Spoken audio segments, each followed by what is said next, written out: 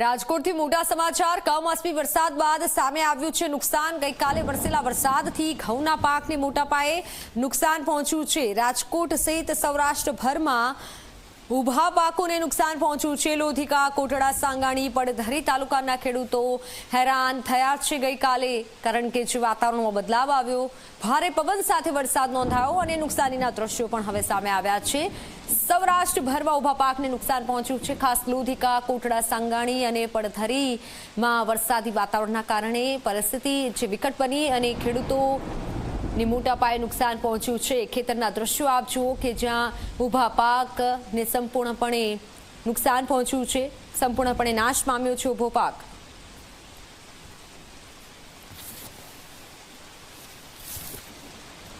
રાજકોટથી સંવાદદાતા ગૌરવ દવે જોડાઈ ચૂક્યા છે। રાજકોટમાં હાલ જે માહોલ છે, નુકસાનીના દ્રશ્યો ગૌરવ સામે આવ્યા છે, કેટલું નુકસાન પહોંચ્યું છે? કારણ કે માહોલ એવો હતો ગઈકાલે, ઊભા પાક પણ પલળી ગયા છે, ઘણી જગ્યાએ નુકસાનીના દ્રશ્યો પણ સામે આવ્યા છે।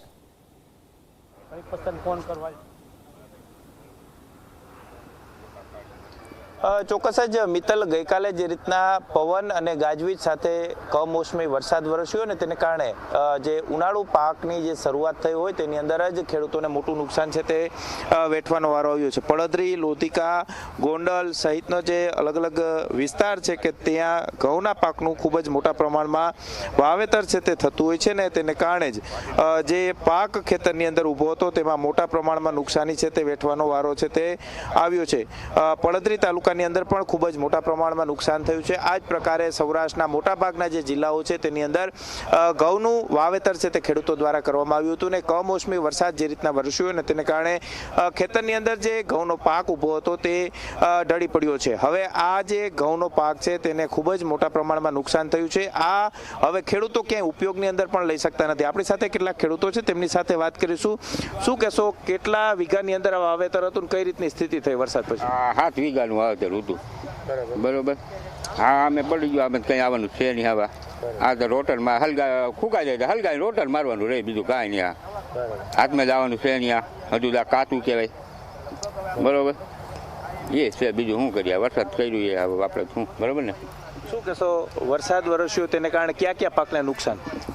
પાકમાં અત્યારે શિયાળુ પાકમાં સદંતરે જો એક તો હોય છે, મુખ્યમાં ઘઉં હોય છે, બીજા નંબરે ધાણા હોય છે, ચણા હોય છે, જીરું હોય છે, અન્ય શાક મસાલા અને લોટની આઈટમ હોય છે, અત્યારે લસણ છે, એ બધું, એટલે આપણે જે રોજિંદી જરૂરિયાત પડે એ વસ્તુ જ બધી હોય છે। એટલે ફૂલ જોશમાં લણણી હાલતી હતી અત્યારે। આ મધ્યાંત કહેવાય, જેને કહી હકી ને ખેતીનો અમારો મધ્યાંત છે કે હજી 15 દિવસ કામ આલે, 15 દિવસ ચાલતું હતું। હવે આ દરમિયાન કોઈ દિવસ એવું બન્યું નથી કે વાવાઝોડું તો ઠીક જ, પણ વરસાદ થાય એવી તો પરિસ્થિતિ ક્યારેય નથી સર્જાણી।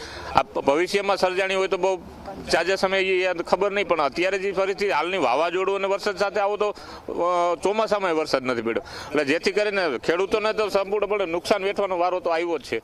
શું કહેશો, ખેડૂતોને કેવડું મોટું નુકસાન? નુકસાન 100% ગણી તો હાલે, બરોબર। હા, ક્યાં ક્યાં પાકને નુકસાન થયું? બધે જો અત્યારે શિયાળુ પાકમાં ને અત્યારે એણનો સમય છે ને એટલે બધો પાક અત્યારે પાક લણણી પૂરેપૂરી ચાલે છે।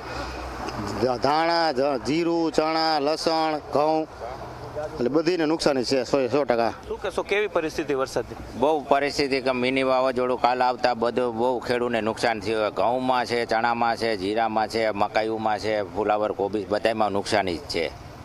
ચોક્કસ જ ખેડૂતોને મોટાભાગના પાકની અંદર નુકસાન થયું છે। આપ સમજાવવાનો પ્રયાસ કરો કે આ જે ઘઉં છે હવે ઉપયોગમાં લઈ શકાય કે નહીં અને કઈ રીતની પરિસ્થિતિ નિર્માણ થયું છે? આ ઘઉંને હવે કાંઈ થાય નહીં, આમાં જો હુકાય ને એટલે સીધી દિહારી મૂકવાની અથવા તો રોટર મારી ભૂકો કરી નાખવાનું, કારણ કે આમાં દાણો કાચો ઘઉં છે, દાણો થાય નહીં આમાં। બરોબર। હવે આને કઈ ઉભા ઘઉં થાય નહીં, ભાંગી ગયા એ, બરોબર। એટલે હવે તો આ તો નિષ્ફળ જ છે। આ તો પાણી લાલ મોટું રાખવાનું લાફો મારી। આ વાવેતર કર્યું ત્યારે આ કેટલા વીઘા ખર્ચો આનો એક થયો હતો ને, કે હવે આ જે નુકસાની થઈ છે કેટલી નુકસાન થાય? 5000 નો, બરાબર, બિયારણનો ખાતરનો, પણ હવે આમાં કઈ ખર્ચો નથી થાય। જો વાઢી તો મજૂરી ન થાય અને કટર હાલે નહીં, આમાં કટર હાલે તો ધૂળ ભેગી લે, ધૂળમાં કોણ રાખે? યાર્ડમાં કોઈ રાખે નહીં કોઈ।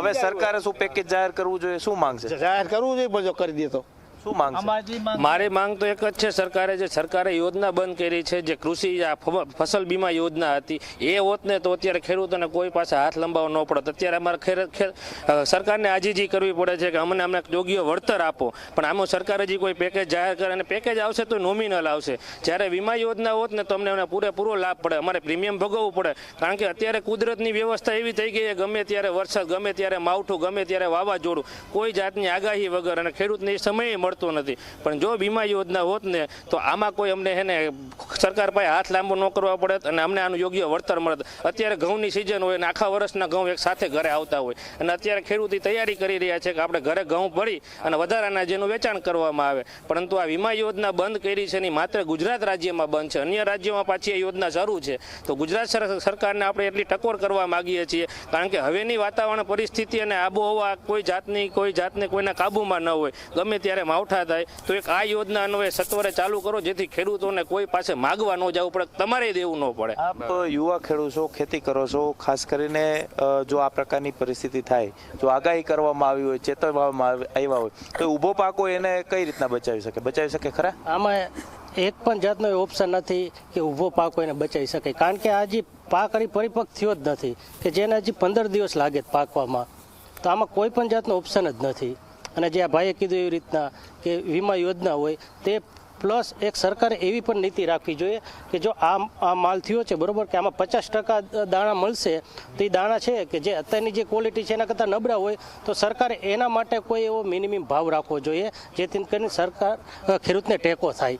ચોક્કસ જ ખેડૂતો સ્પષ્ટ રીતે કહી રહ્યા છે કે જે રીતના તેમને નુકસાન થયું છે ને, હવે સરકારે તેમના માટે થઈને ખાસ કરીને સહાય પેકેજ છે તે જાહેર કરવું જોઈએ ને તાત્કાલિક અસરથી ખેડૂતોના જે પાકને નુકસાન થયું છે, ખેતરોમાં જે નુકસાન થયું છે તેનું સર્વે તાત્કાલિક અસરથી કરાવવું જોઈએ. હવે કૃષિ મંત્રી કઈ રીતના નિર્ણય કરે છે અને ખેડૂતોને જે નુકસાન થયું છે તેને કેટલું વળતર ચૂકવવામાં આવે છે તે જોવું સૌથી મહત્વનું રહેશે. જી મિત્ર. બિલકુલ ગૌરવ, આભાર માહિતી બદલ. ત્યારે ખેડૂતો હાલ વળતરની માંગ કરી રહ્યા છે કે અમને જે પણ નુકસાન થયું છે તેનું વળતર ચૂકવવામાં આવે, સર્વે કરવામાં આવે.